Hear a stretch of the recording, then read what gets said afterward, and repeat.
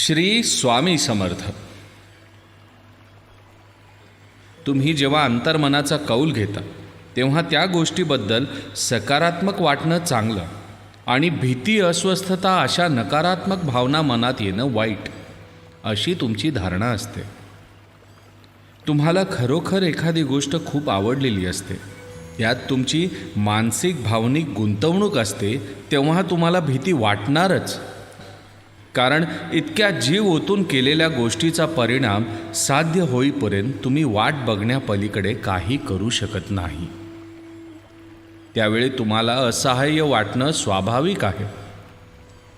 मात्र मनात अस्वस्थतेचे तरंग निर्माण झाले की नेहमीच काहीतरी चुकीचं घडणार आहे असा त्याचा अर्थ लावू नये. एखाद्या गोष्टीचा परिणाम दिसण्याआधी ती हुरहुर असू शकते, पण प्रत्यक्षात काहीतरी खूप चांगलं घडणार असतं.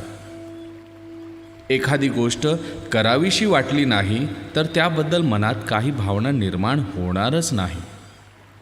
तुम्हाला हुरहुर वाटतीये, भीती वाटतीये, त्या अर्थी ती गोष्ट करण्यात तुम्हाला रस आहे.